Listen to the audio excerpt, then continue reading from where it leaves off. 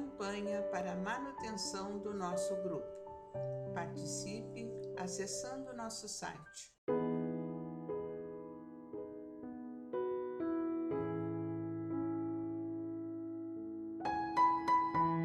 Olá, sejam bem-vindos ao canal do YouTube do Grupo Espírita Francisco Xavier e a leitura do livro O Espírito da Verdade, recebido através da psicografia de nosso irmão Chico Xavier e Valdo Vieira, por espíritos diversos.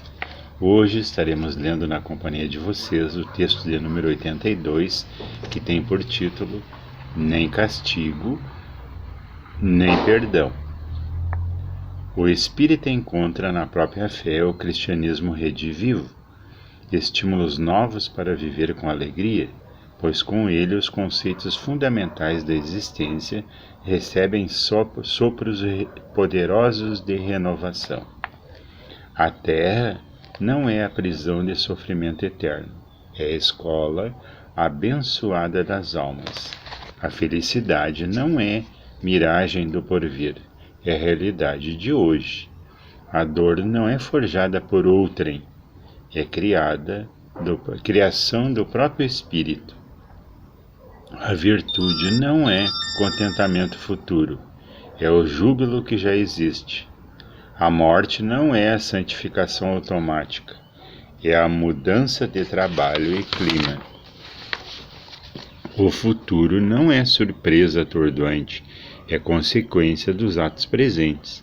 O bem não é o conforto do próximo apenas, é a ajuda a nós mesmos.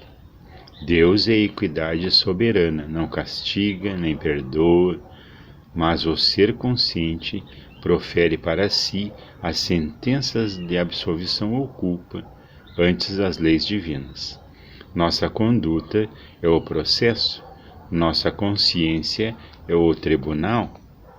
Não nos esqueçamos, portanto, de que a doutrina espírita dilata o entendimento da vida, ampliando a responsabilidade da criatura. As raízes das grandes provas irrompem do passado, subsolo da nossa existência. E na estrada da evolução, quem sai de uma vida e entra noutra, porque o berço e o túmulo são, simultaneamente, entradas e saídas em planos da vida eterna. Esse texto foi nos dado por André Luiz.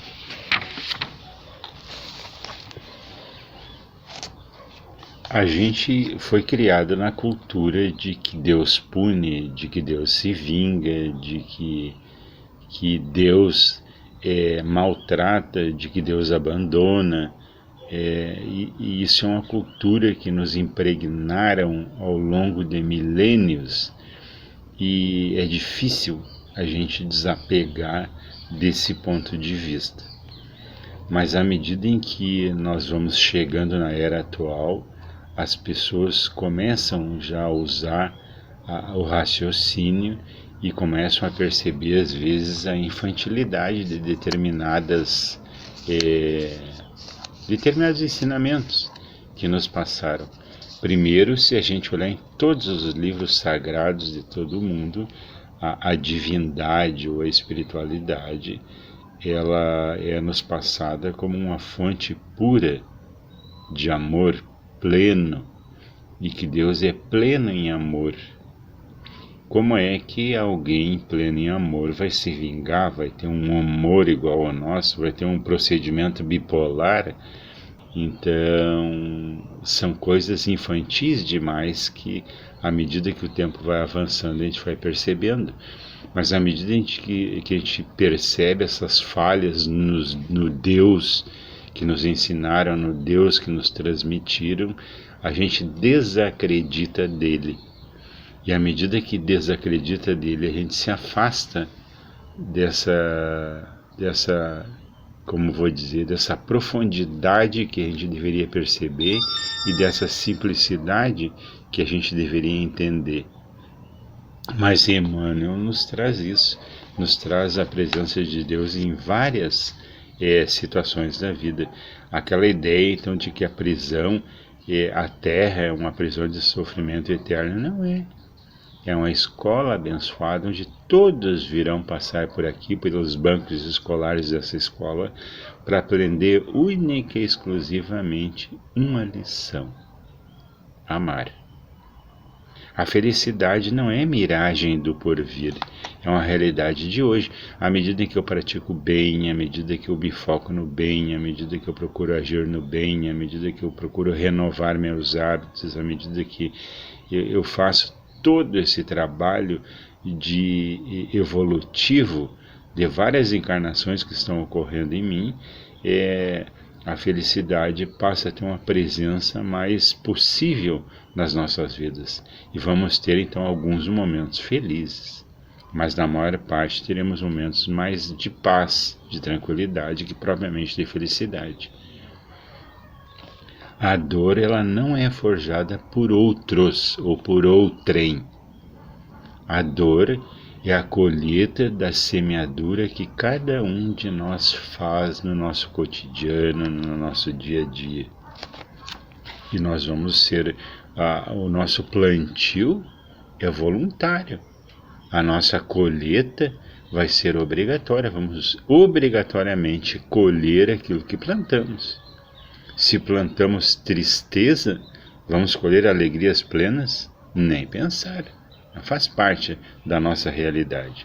Então é importante que a gente perceba algumas leis da natureza que agem em nós, e pela nossa ignorância nós temos ao longo dos milênios adormecidos sem perceber isso. A virtude não é um contentamento futuro. À medida que eu adquiro virtudes, que eu trabalho nas minhas virtudes, o júbilo é meu e é imediato. A morte não transforma ninguém em santo. O que transforma alguém em santo ou um espírito mais evoluído, mais puro, é o trabalho que ele fez por ele mesmo. O futuro não é uma surpresa atordoante, é consequência do que eu fiz hoje, dos atos que eu pratiquei hoje, do plantio que eu fiz hoje. E o bem que eu faço em relação ao conforto para o próximo ou pelo próximo apenas é uma ajuda para mim mesmo.